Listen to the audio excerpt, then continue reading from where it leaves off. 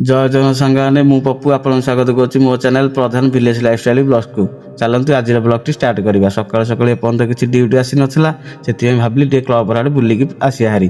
ଆସିକି ଦେଖିଲା ପରେ ଏଠି ଆମର ଭାଇମାନେ ଆସିକି ବସୁଛନ୍ତି, ମୁଁ ମଧ୍ୟ ତାଙ୍କ ମଝିରେ ଆସିକି ବସି ପଡ଼ିଲି। କିଛି ସମୟ ବସିଲା ପରେ ଆମର ଗୋଟେ ପରେ ଗୋଟେ ଆଉ ପିଲା ମଧ୍ୟ ଆସିକି ଏଠି ପହଞ୍ଚିଲେ। ଆଜି ଯେହେତୁ ସବୁ ପିଲା ଏକାଠି ହେଇଛୁ, ଭାବିଲୁ କ୍ଲବ୍ର ସାମ୍ନାରେ ଥିବା ଖାଲଟା ଆଜିଟାକୁ ମାଟି ପକାଇ ସମ୍ପୂର୍ଣ୍ଣ ପୁରା କରିଦେବୁ। ସେଥିପାଇଁ ଆମେ ସମସ୍ତେ ମିଳିମିଶିକି ମାଟି ତିକ ଖେଳେଇଦେଲୁ ଭଲ ଭାବରେ, କାରଣ ଏଇ ଜାଗାଟା ଖାଲ ଥିଲା, ସେଥିପାଇଁ ବର୍ଷା ଦିନେ ପାଣି ବହୁତ ଜମୁଥିଲା। ଆଜି ଯେହେତୁ ସମସ୍ତେ ଏକାଠି ହେଇଛୁ, ତାକୁ ଏକାବେଳେ ଭଲ ଭାବରେ ପୁରା ଫିନିସିଂ କାମ ସରାଇଦେଲୁ। କାମ ସରିଲା ପରେ ମୁଁ ମୋ ଗାଡ଼ିଟା ଆଣିଥିଲି ଧୋଇବା ପାଇଁ, ଆମ ପିଲାମାନେ ଆମେ ସମସ୍ତେ ମିଶିକି ମୋ ଗାଡ଼ିଟାକୁ ଭଲ ଭାବରେ ଧୋଇଦେଲୁ। ଧୋଇ ସାରିଲା ପରେ ଆସି ଯାଇଥିଲୁ ନଈକି ଗାଧୋଇବା ପାଇଁ। ଆଜି ଆଉ ସମୟ ନାହିଁ ଏଠି ବସିକି ଖଟିବା ପାରିବି, ସାଙ୍ଗେ ସାଙ୍ଗେ ପଳେଇ ଆସିଥିଲୁ ଘରକୁ। ଜୟ ଜଗନ୍ନାଥ। ଆପଣମାନେ ଯାଇଥିଲି ବୁଲିବାକୁ। ଆଜି 3-4 ଦିନ ହେଲା ବୁଲିବାକୁ ଯାଇଥିଲି, ବୁଲିକି ଆଜି ଆସିଲି।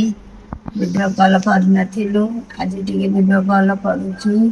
ଭଗବାନ ଆଶୀର୍ବାଦ ମୋ ପୁଅକୁ ଦିଅ, ମୋ ପୁଅ ଟିକେ ଅଧିକ ଟିକେ ହଉ। ମାଛ ଜୟ ଜଗନ୍ନାଥ ସାଙ୍ଗମାନେ, ଆଉ ବୋଉ ଆମର 4 ଦିନ ହେଲା ଯାଇଥିଲା ବୁଲିବାକୁ। ଆଜି ସକାଳୁ ସକାଳୁ ଆସିକି ପହଞ୍ଚି ଯାଇଛି।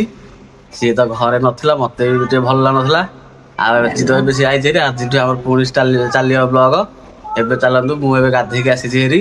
ବୋଉ ଆମର ଆସିଛି ହେରି, ସେଥିପାଇଁ ଭାତ ଆଉ ଟିକେ ମାଛ ବେସର ତା ସହିତ ଆଳୁ ଭଜା। ଆମେ ବୋଉର ମୋର ବସିକି 2 ଜଣ ଖାଇବା ପାଇଁ। ଚାଲନ୍ତୁ ଏବେ ଖାଇବା ଷ୍ଟାର୍ଟ କରିବା ଆଉ। ସାଙ୍ଗମାନେ ଖାଇ କିଛି ସମୟ ଶୋଇଥିଲି, କିନ୍ତୁ ହଠାତ୍ ମୋର ଭାବିଲି ମୁଁ ଯାଉଛି ଗୋଟେ ଆଇଫୋନ୍ କିଣିବି। ମୁଁ ଆଇଫୋନ୍ କିଣିଲା ଭାବୁଥିଲି, କିନ୍ତୁ ଆଜି କିଣିଲେ ଭାବିନଥିଲି। ସାଙ୍ଗେ ସାଙ୍ଗେ ଇଚ୍ଛା ହେଲା ଆଇଫୋନ୍ କିଣିବା ପାଇଁ। ବୋଉଠୁ ପରମିସନ୍ ଧରିକି ଆସିକି ପହଞ୍ଚିଲି ମୋ ସାଙ୍ଗ ପାଖରେ। ଆମେ 2 ଜଣ ବର୍ତ୍ତମାନ ବାହାରୁଛୁ ଆମର ଚାନ୍ଦପୁର ମାର୍କେଟ ଥିବା ଓମା ଟ୍ରେଡର୍ସକୁ। ସେଇଠୁ ଗୋଟେ ଆଇଫୋନ୍ଟା ଆଜି ଆଣିବା। ସେଥିପାଇଁ 2 ଜଣ ଗାଡ଼ି ଧରିକି ପହଞ୍ଚିଗଲୁ ଆମର ଓମା ଟ୍ରେଡର୍ସରେ। ଚାଲନ୍ତୁ ଏ ଭିତରକୁ ଯିବା, ଦେଖିବା କ'ଣ ହେଉଛି। ମୁଁ ମୋ ସାଙ୍ଗ 2 ଜଣ ତ ବହୁତ ଖୁସିରେ ବର୍ତ୍ତମାନ ଭିତରକୁ ଯାଉଛୁ। ସେ ଖୁସି କିନ୍ତୁ ବେଶୀ ସମୟ ରହିଲାନି, କାରଣ ଏଇଠି ଆମର ଫାଇନାନ୍ସ ହେଇପାରିଲାନି। ସେଥିପାଇଁ ପଳେଇ ଆସିଥିଲୁ ରିଟର୍ନ ଗାଁକୁ। ମନ ଦୁଃଖ ଭିଡ଼ିଓ କଲିନି। ତାପରେ ମୋର ଗୋଟେ ଭଡ଼ା ଆସିଥିଲା ଭୁବନେଶ୍ୱର ଡ୍ରପ୍ ଭଡ଼ା। ଭୁବନେଶ୍ୱରରେ ବର୍ତ୍ତମାନ କଷ୍ଟମର ଛାଡ଼ି ଦେଇକି ରିଟର୍ନ ଯାଉଥିଲି ଗାଁକୁ। ପୁଣି ଭାବିଲି ନାଇଁ ଆମର ଖୋର୍ଦ୍ଧାରେ ଥିବା ସେଇ ଓମା ଟ୍ରେଡର୍ସକୁ ଚାଲନ୍ତୁ ଯିବା। ଯିବା ବାଟରେ ଆମର ଭାଣଜି ରହୁଛି, ଭାଣଜି ବର୍ତ୍ତମାନ ମୁଁ ଆଣିଲି ହେରି ଗାଡ଼ିରେ ବସେଇକି। ଆମେ ବର୍ତ୍ତମାନ 2 ଜଣ ଯିବୁ ଆଇଫୋନ୍ କିଣିବା ପାଇଁ। ଭାଣଜିର ମୋର ଆସିକି ପହଞ୍ଚିଗଲୁ ଓମା ଟ୍ରେଡର୍ସରେ। ସେ ଚାଲନ୍ତୁ ଏ ଭିତରକୁ ଯିବା, ଦେଖିବା ଏଠି ଆଜି ହେଇପାରୁଛନ୍ତି। ଇଚ୍ଛା ତ ହେଇଛି ଆଇଫୋନ୍ କିଣିବା ପାଇଁ, ଦେଖାଯାଉ କ'ଣ ହେଉଛି। ଓମା ଟ୍ରେଡର୍ସରେ ପହଞ୍ଚିଲା ପରେ ଦେଖିଲୁ ଆଇଫୋନ୍ ପୁରା ଷ୍ଟକ୍ରେ ଅଛି, କିନ୍ତୁ ମୁଁ ଯେଉଁଟା ଆଇଫୋନ୍ କିଣିବା ପାଇଁ ଭାବୁଛି ଆଇଫୋନ୍ 15ଟା, ସେଇଟା ଷ୍ଟକ୍ରେ ନାହିଁ। ସେଥିପାଇଁ ମନ ଦୁଃଖରେ ଆମେ 2 ଜଣ ପଳେଇ ଆସିଥିଲୁ।